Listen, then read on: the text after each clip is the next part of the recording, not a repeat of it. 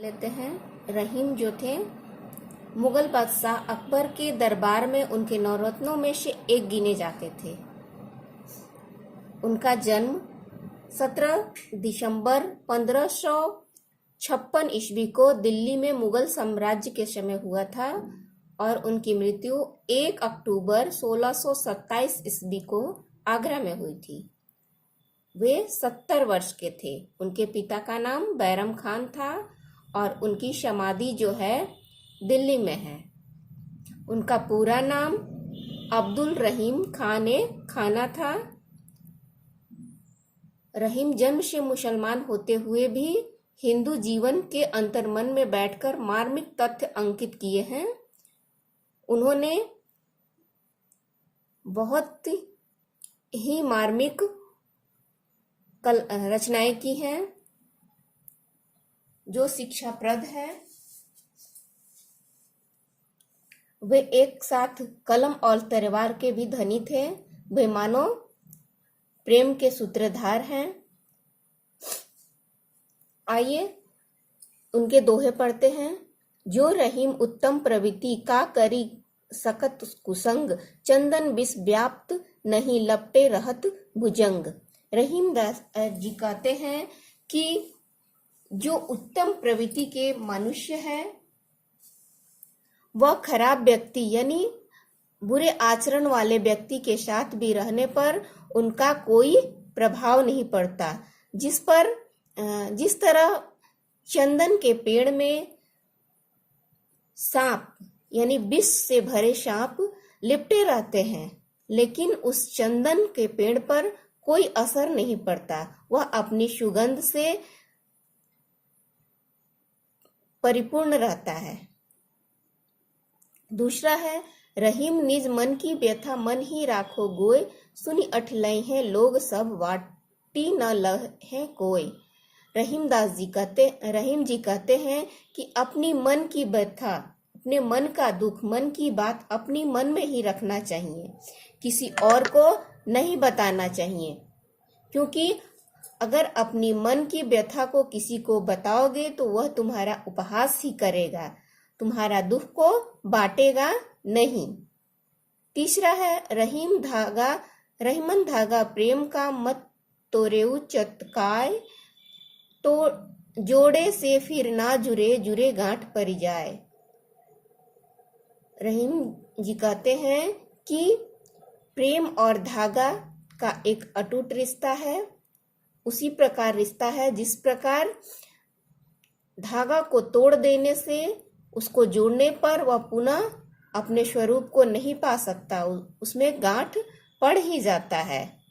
ठीक उसी प्रकार अगर हम प्रेम को भी तोड़ते हैं तो उसमें कहीं ना कहीं हमारे मन में मनमुटाव की भाव जुड़ी ही रहती है, इसलिए प्रेम को तोड़ना नहीं चाहिए। चौथा है, तरवर फल नहीं खाता है, सरवर पियही न पानी, कही रहीम पर काज हित, संपत्ति सचही सुजान। रहीम कवि कहना चाहते हैं कि तरवर यानी वृक्ष फल को स्वयं नहीं खाता है और सरोवर नदियां अपना पानी, तालाब अपना पानी स्वयं नहीं पीता है। उसी प्रकार जो सज्जन व्यक्ति होते हैं, परोपकारी व्यक्ति होते हैं, वह अपना धन को संचय परोपकार के लिए करते हैं। पांचवा है, रहीम देखी बड़न को लघु न दीजे डारे, जहां काम आवे सुई कहाँ करे तलवार। रहीम कहते हैं इस पंक्ति में कि छोटा अपनी महानता के आगे छोटे व्यक्ति को छोटा नहीं समझना चाहिए। ठीक उसी प्रकार जिस प्रकार जहां पर काम सुई का होता है वहां तलवार नहीं कर सकता, और जहां तलवार का काम होता है वहां सुई नहीं कर सकता। अगर सुई से हम लोग जंग लड़ने जाएंगे तो वह जंग नहीं जीती जा सकती है, और तलवार से हम लोग कपड़ा सीनेंगे तो वह नहीं सिला जा सकता। इसलिए छोटे का अपना महत्व है और बड़े का अपना महत्व है। सबको सम्मान करना चाहिए। छठा है रहीमन वे नर मर चुके जे कछु मांगन जाही उनते पहले वे मुए जिन मुख निकसत नाही। कवि इसमें कहना चाहते हैं कि वे नर पहले ही मर चुके हैं, मरे हुए के समान हैं, जो किसी और से मांगने जाते हैं। बहुत शर्म करके लोग किसी और के से मांगने जाते हैं, लेकिन मांगने पर भी देने वाला ना कर देता है तो वह उससे भी पहले मृत है, जिसके मुख से कुछ नहीं निकलता है। अर्थात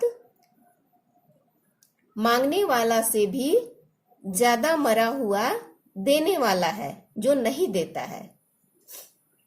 सातवां है यो रहीम सुख होत है उपकारी के संग वाटन वारन को लगे जो मेहंदी के रंग।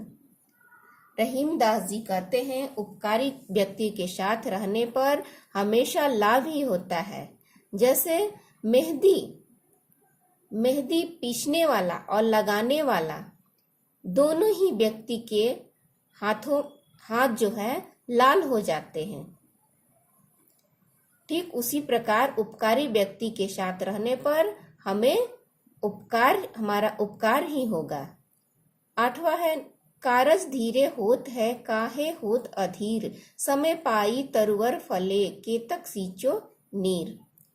कभी भी किसी काम के लिए अधीर नहीं होना चाहिए, क्योंकि जब समय आएगा तभी वह काम होगा।